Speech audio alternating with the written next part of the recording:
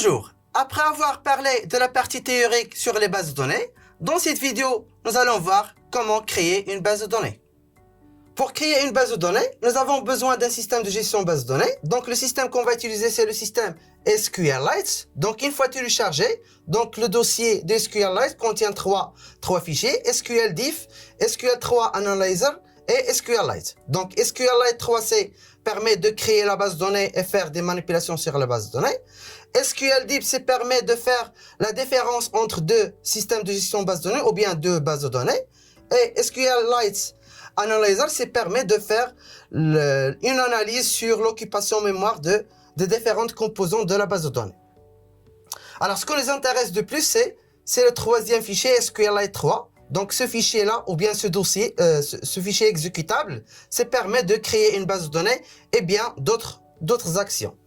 Alors, pour créer une base de données, donc nous allons utiliser SQLite 3. La syntaxe est simple. SQLite 3, espace, le nom de la base de données qu'on va créer, .db. Exemple, pour créer la base de données école, donc il suffit d'écrire SQLite 3, espace, école.db. Donc une fois la base de données créée, donc SQLite 3 est exécuté et on trouve dans cette zone SQLite 3. Après, on peut exécuter n'importe quelle commande sur la base de données. Par exemple, la création des tables, l'extraction de données et ainsi de suite. Donc, une fois la base de données créée, donc pour vérifier est-ce que la base de données est bien créée ou non, donc on va utiliser la commande .databases. Donc, la syntaxe est simple. Dans SQLite 3, il faut écrire .databases. Donc, une fois exécuté, on trouve le chemin absolu de la base de données et les droits d'accès. Donc, par exemple, la base de données école.db contient le droit d'écriture et lecture, read and write. Bien sûr, on peut créer une base de données avec une autre alternative. Par exemple, on utilise la commande .open. Donc, la syntaxe est simple.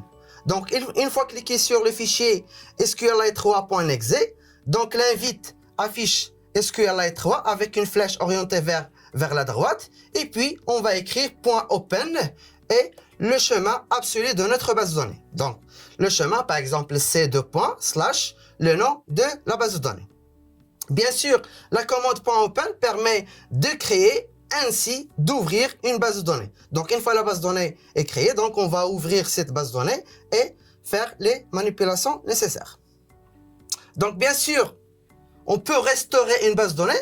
Donc, par exemple, si on a une base de données sous forme des requêtes SQL, par exemple, bd.sql, donc on peut créer une base de données à partir de ce fichier SQL. Donc la syntaxe est simple. Toujours, on va utiliser SQLite 3, espace, le nom de la base de données qu'on veut créer, une flèche orientée vers la gauche, espace, le nom du fichier SQL. Donc par exemple, si on a le fichier SQL suivant, donc le fichier contient la création de la table département et la table employé. Donc pour créer une base de données qui contient ces deux éléments-là, donc il suffit d'écrire SQLite 3, donc le nom de la base de données qu'on veut créer, par exemple prépa.db, une flèche orientée vers la gauche, espace, backup.sql. Donc, on va créer la base de données prépa.db à partir de fichier SQL backup.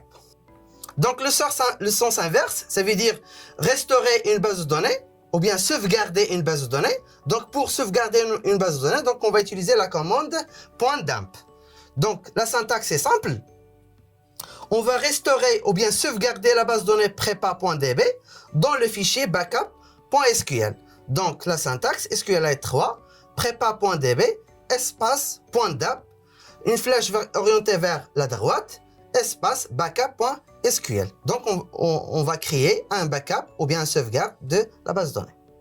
Donc, une fois qu'on a terminé la manipulation de la base de données, donc, il faut quitter la base de données. Donc, pour quitter la base de données, donc, il faut tout simplement écrire .quit. Donc, SQLite 3, SQLite, donc, espace .quit. Donc, une fois exécuté, donc, la session est sauvegardée, les éléments sont copiés et l'opération, c'est terminé. Donc, maintenant, on peut exporter la base de données ailleurs et l'utiliser, par exemple, dans un ordinateur ou bien un téléphone et partout. La création et l'exploitation d'une base de données nécessite un système de gestion de base de données. Dans la présente vidéo et les vidéos prochaines, nous allons voir le système le plus simple, c'est le système SQLite 3. Merci pour votre attention et à la prochaine.